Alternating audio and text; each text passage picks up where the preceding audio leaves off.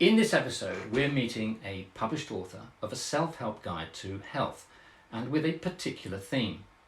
As is usual with the guests we meet, their book is not the only point of interest, as we will all shortly discover.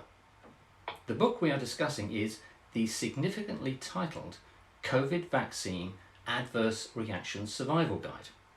And it's our great pleasure to welcome our special guest, the book's author, Caroline Pover. Hello. Hi. Hi, Caroline. Well, welcome to our podcast, Caroline. So pleased to have you here with us. As I mentioned a moment ago, whilst we focus shortly on the latest book that you've written, in fact this is the seventh in a series of books that you've done, all on different subjects, we'd like to begin by having you tell us a little bit about your life before now. And it's extraordinary that, having done our research, that you, at the tender age that you are, have achieved so much. I mean, for goodness sake, you're a writer, you've been a teacher, you're a speaker, a publisher, a fundraiser, and of course an entrepreneur. And on top of that, of course, an author. In terms of speaking, you've appeared on the prestigious stage of TED, and I think that was in Japan. And the curious subject there, correct me if I'm wrong, I think it was Love Your Bum. Well, how about that? I think that's worth checking out, isn't it? That is the talk as opposed to anything else. But more recently, Caroline, you became known for speaking about the subject of the book on the stage at the conference in Bath, the Better Way conference organised by a prestigious team of scientists and doctors. Now, finally, I believe that you have a theme running through your particular life, which is all about helping people, and the book that we're going to be discussing this afternoon is very much that. It's kind of everything that you are, is it not? I don't know. I don't know if it's not the kind of book that has a lot of humour in it, and I like to think that I balance some of the difficulties in life and challenges in life with a little bit of humour. So I don't know about it being everything that I am, but thank you for saying that. You're certainly helping an awful lot of people, and that's fantastic. And by doing this podcast today, hopefully we can add to that effect. But Caroline, you grew up, I believe, in Devon, Plymouth, and you had two particular ambitions at an early stage in life, and I think you've accomplished both of those already. But perhaps you can tell us the story about your early life and how you came to be the two things that you wanted to be. I dreamt about being a teacher, right, I think probably from when I was very, very young. Even in primary school I wanted to be a teacher. That was all I ever wanted to do. But I also wanted to write books, and I was just always writing and dreaming about being a teacher. I used to, even during school holidays, I think, pretend that it was school time, and play schools. I think a lot of kids did, didn't they? Play schools. So I used to do that, and I loved. Actually, there were three things that I really loved as a child. I loved pickled onions, which is that's my current business. Right. So yeah. Well, we'll come on to the pickled onions things a bit later on. But okay, so you must have been one of those English scholars, I should imagine, at school, always writing and top of the class, I should think. But how do we go from you studying English at school through university, I think in Exeter, to taking up a post in teaching in Japan? How did that come about? I was a teacher actually in my old primary school, first of all, in Plymouth, and I loved working there, but I didn't want to spend my whole life in the school that I'd grown up in and in the city that I'd grown up in. I wanted an adventure, and a friend said to me, she'd been to Japan, she'd gone there after university, she'd earned money, paid off her student debts, and she said, oh, you should go to Japan, they really need English teachers there. Go to Japan, you can earn lots of money and pay off your student debts. And I was desperate for an adventure. I just had this really strong sense of adventure, I think, since I'd left university. And I'd thought, oh, okay, I don't know anything about Japan, that'll be exciting, it'll be somewhere really different. I didn't know any Japanese, I didn't know anybody there. I just thought I'd go there and just see what would happen. I didn't have a job when I went there. I just thought I'd turn up. I had a backpack that was, I think, about as big as I was. And I just turned up and thought I would see what would happen. Well, that's a true adventure, isn't it? My goodness me. That's truly courageous. Very adventurous, yes. So, having landed in Tokyo, you got yourself sorted, accommodation, etc., and then plugged into a teaching post. What actually happened? I did. Actually, the day that I arrived, a friend of that friend who suggested I should go to Japan, he was supposed to meet me, and he forgot that I was coming.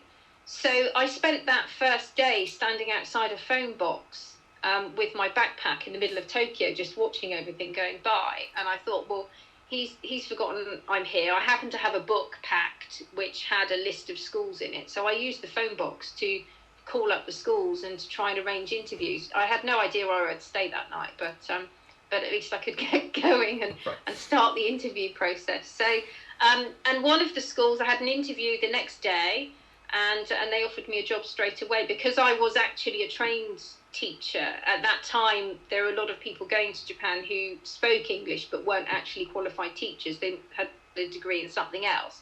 But because I was actually qualified, I started off, I got quite a good job teaching English. And then I moved on to, I worked in an alternative high school where I taught quite kind of very forward-thinking, adventurous spirits of themselves, actually teenage girls, and I loved working with them.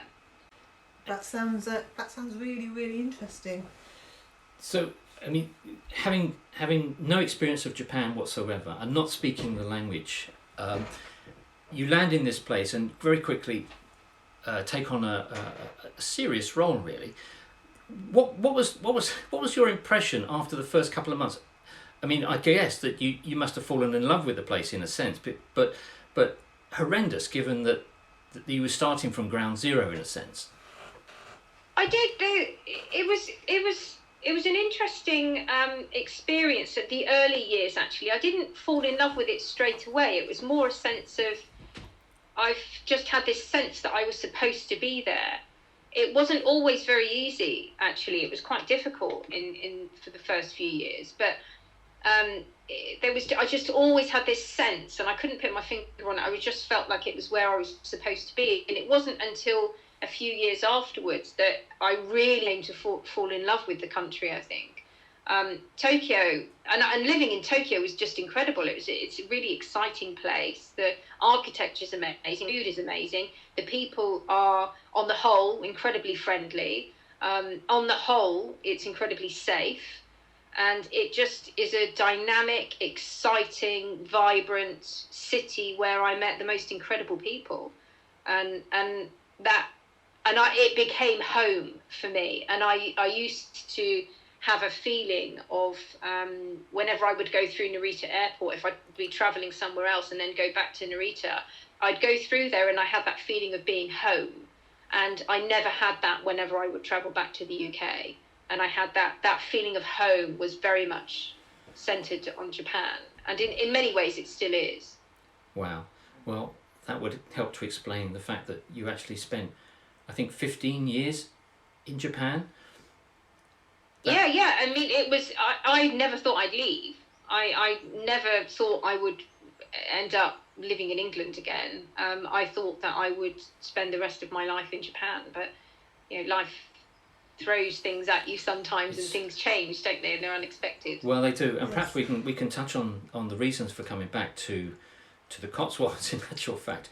But within that period of time, within that 15 years, which is a major chunk of anyone's life, you got involved in all kinds of things. I mean, we've talked about teaching already, but you started writing your first books, I think, in Japan, and also started from nothing a magazine. Tell us about that. I did. I'd actually been in Japan about 6 months when I started my first magazine. I owned a few different magazines there over the years. And I started a magazine to help foreign women living in Japan who were... This is before the internet, so it was really difficult to get hold of any information. And it could be quite isolating. It was quite challenging being a foreign woman living in Japan, especially in the early years. So I started a magazine to help that bring foreign women together, to help them share information, to create a sense of community and support, and just to help people feel less alone. So I started the magazine, and then that developed into a kind of organisation, I suppose. With we did a lot of events. There were educational events as well as social events. And eventually that led to me writing my first book, which was a guidebook to help foreign women live there. So that book, it was quite a big book actually, 350 pages, and it was it was known as the kind of the girlfriend's guide, the foreign woman's Bible to living in Japan. So I achieved that other goal, being an author. My goodness me! So your address book must have expanded enormously as a result of publishing these various magazines and helping people in the way that you were. It did. It was my business. It grew into lots of other different kind of areas, but always focused on a sense of community, I suppose, and helping people make the most of their lives in Tokyo. It was predominantly with foreign women, but then I also did various projects with Japanese women and the international community in general. I published a number of journals and directories and other publications for other communities, I suppose, within the international community. Business organisations, things like that. Right. Well, you're certainly a community builder, Caroline. That's very clear. And the idea of this theme of helping people, it very definitely runs through your life from then and now.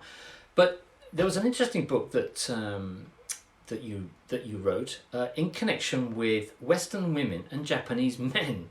Can you tell us how that came about and why?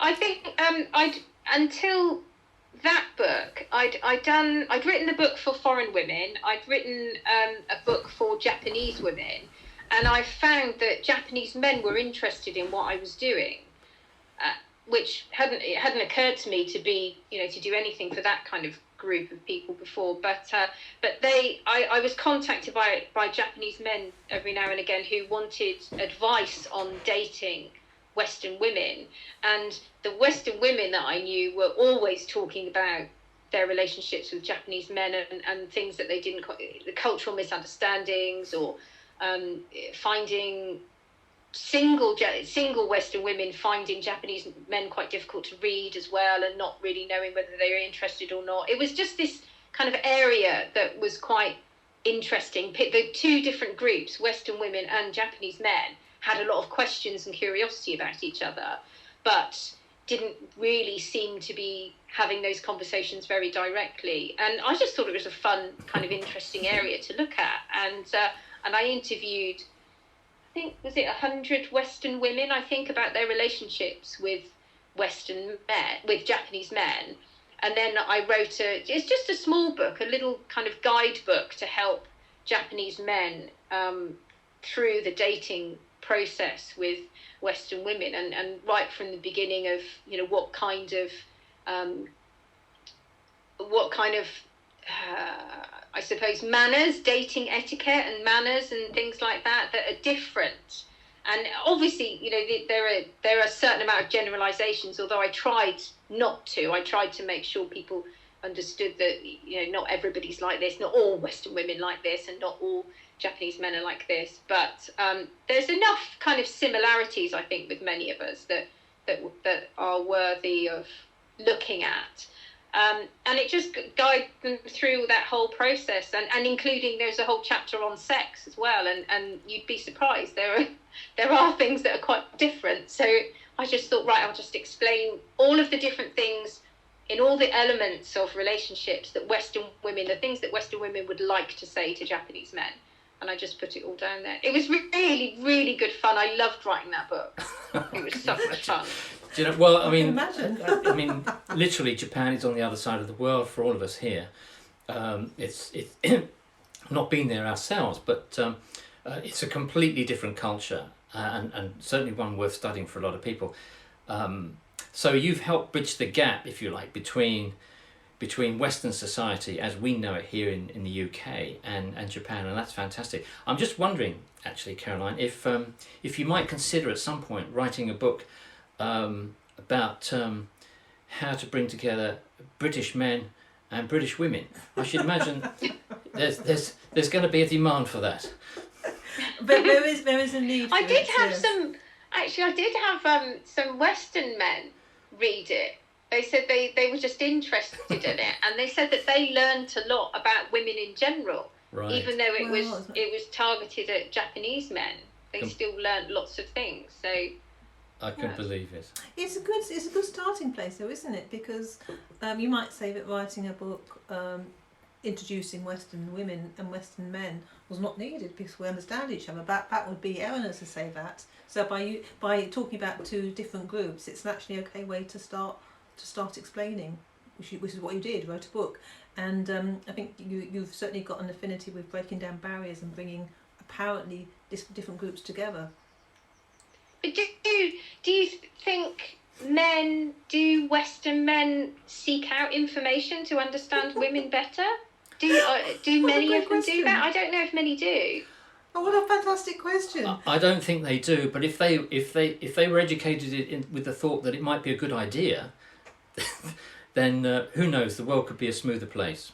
Oh, definitely. I definitely would encourage it, but I don't know if they do. I mean, I'd be interested to look at how many books are there that are geared towards men in general about understanding women, when you compare to how many books there are that are geared towards women trying to understand men. It's not very balanced, is it? No, not at all. No, it's assumed that men won't find out. But as David just said, if they've got any sense, they will want to find out. And that book, going back along, you might remember it, but Men Are From Mars, Women Are From Venus, didn't really do a lot to bring the groups together. It probably just created more division. But you know, with your propensity for humour, Caroline, I'm thinking of a book which goes back to almost that time called it's a bit derogatory, really, in a sense. 101 Uses of a Dead Cat. I don't know if you remember that book, but it was a humorous thing about cats, and I'm wondering whether a humorous book about the relationship between British men and British women might go down the same track. In other words, a humorous guide to relationships among British people. I think that could be the hit. You might think about that. Anyway, couple of things. Whilst we're on the subject of books, there is a book that you wrote when you got back to the UK. I'd like to go back to Japan in a moment, but before we leave books, I'd like to touch on a book that you happened to write whilst you were in, well, it began it perhaps at least, whilst you were in hospital, and it was called The Sweary Planner. Tell us about that. I wrote the Sweary Planner. Now, I'd never made books like this. I believe they're called low content books. I'm not very familiar with them. So no, that's an actual term, and I've always written incredibly wordy. My books seem to go on forever. So they've normally been really long, and this genre was a whole new thing for me, and it came about because I realised that my diary for last year was coming to the end, so 2021, and I looked at it, and it was a pink diary. It had a little rainbow on it, and it said 2021, be happy. And 2021 for me was an absolutely horrific year from start to finish. It was awful, never had a year like it. And I just couldn't bring myself to buy another planner that was all full of all of these positive, and I'm a very positive person, but I just couldn't do it. So I decided to make my own planner, and I took the filter off, what little filter I have, and I just allowed my brain to launch into all of this incredibly cynical swearing, and looking at everything that happens throughout the year, all these different things that happen in any year, and looking at them with a completely cynical perspective. And I made my own planner and printed it, and half of it I actually wrote when I was lying in A&E, because it was I'd taken my computer in with me because I knew I'd be there forever. and it was that awful that half of the banner actually got made while I was in A&E. And I thought I'll just make it for myself, and I mentioned it to some people. I might have put it on my Facebook page or something, and other people said, "Oh, I want that. I've had an awful year too. I've had a terrible year." And so I printed some. I ended up putting it on Amazon, and I took some, I think, to the market, and people kept going by thinking, "Oh yeah, I've had a terrible year too. It's been awful." And all these people kept buying, this nice town, Cirencester, and literally they're swearing on the cover. There's like one of the worst swear words you can get on the cover. And people were walking by, and they just couldn't. They were bulk buying it, and even the vicar's wife bought 7 copies, and everybody just had a horrific year, didn't they, last year? Yeah. And it just resonated, I think, with a lot of people. Oh, so I've loved it. I've loved using it all year round. That's marvellous. Fantastic. We're going to have a look at this specifically. Yeah. And, for our listeners, what we're going to do is put a list, Caroline, of all of your books in the show notes, together with an indication of how they can get their hands on these various copies. Okay, fantastic. So we're up to book 7 with the one that we're going to discuss in very shortly now.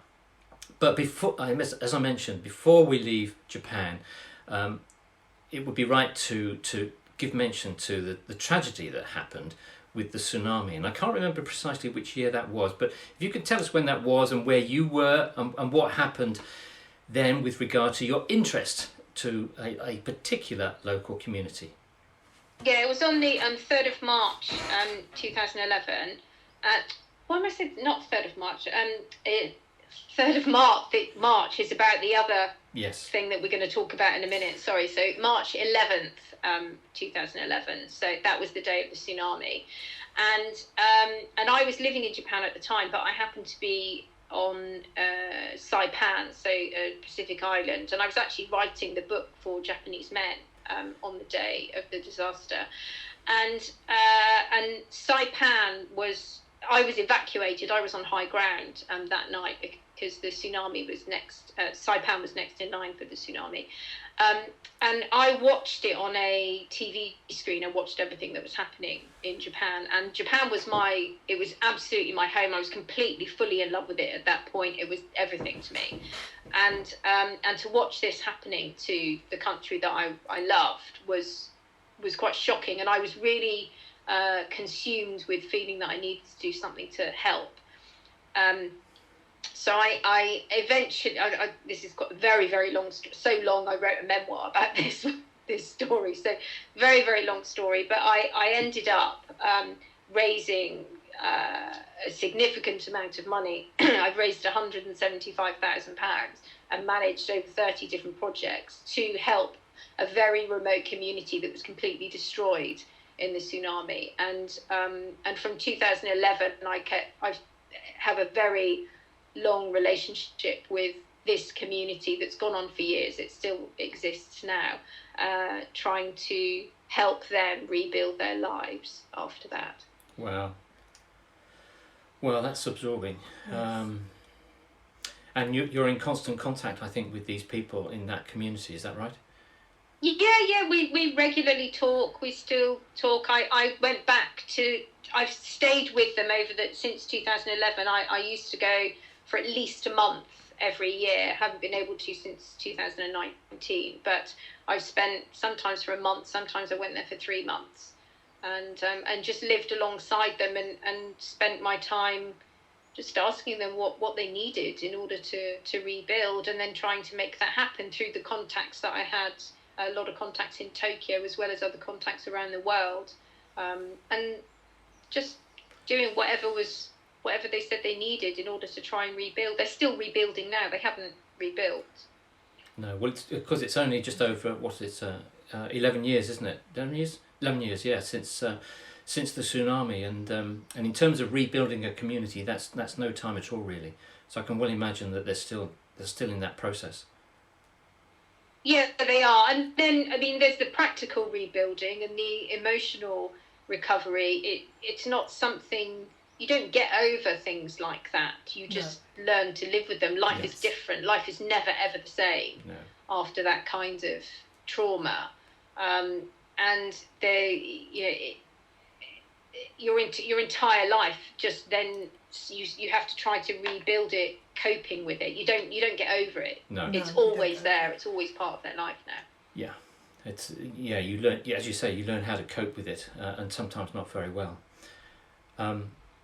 Okay, well, congratulations to you for doing that.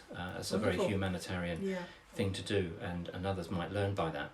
Now, you mentioned that you've written some memoirs in connection with this, and I don't know if we can point people to reading that, but if we can, we will include a link to whatever's available, so people can read about that particular story of yours. But the memoir that I wrote, 1 Month in Tohoku, is, I always say that it's my memoir, but it's their story. It's the story of the people in that community and our relationship over the years. And it's not, people often think a book about a disaster is all doom and gloom, and they don't want to be depressed by reading it. And it's not that kind of book. There is so much humour in this community. Their spirit is incredible, and I try to convey that humour throughout the book as well. It's not what people would expect from a book about a disaster. Right. I always feel like I need to point that out to people, because they might think, oh no, I don't want. Why do I want to read a book about a tsunami? That'll be really miserable and it'll make me really unhappy. But it won't. It will really uplift you. And I guess the reason for that is that, I mean, you won an award, I believe, as a result of that. I did, yeah. That book did win an award. Actually, I was surprised at that. It was, I think that was last year, Best Memoir, that won with the Indie Book Awards. Well done for that. Well done. Yeah. Now, 15 years on in Japan, there was a reason to come back to the UK. You might tell us about that, but I'm particularly interested in what happened when you got back to the UK, because you started another business, which I think was very close to your heart, and something that you'd carried with you since your early childhood. Perhaps you could tell us about that. Yeah, I started this business in 2013. So I spent a lot of time kind of going back and forth between the UK and Japan for a while, and I had this. This was never intended to be a business. This was just something that I did for fun. And when I was in Japan, I used to make pickled onions, because I've been obsessed with pickled onions since I was about 5, and you couldn't get them in Japan. So I used to make them there. And then when I moved to England, I made a few here, and I gave them to, I think it was a neighbour. He had a charity event, and he really loved them. And I thought, oh, okay, I'll make a few more. And I took them into the local butcher in Cirencester, and they tasted them, and the look on their faces, they all just were.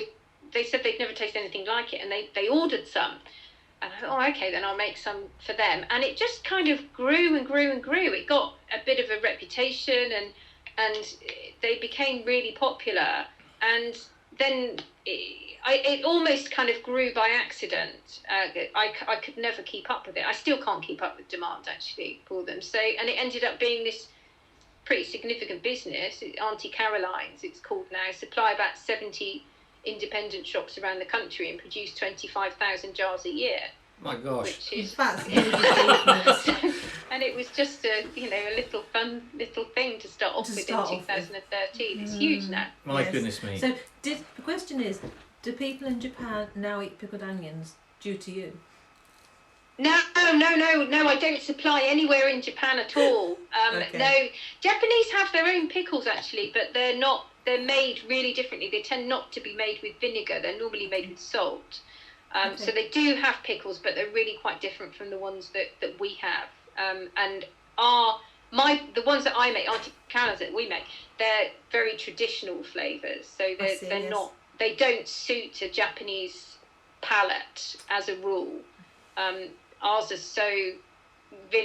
My pickles are really, really strong with vinegar. I'm all about the vinegar and the crunch, and that's quite different from what Japanese pickles are like. Right. Hey. I see. You're a proper traditional vinegar pickled onion person. Proper traditional English pickled onions. Okay.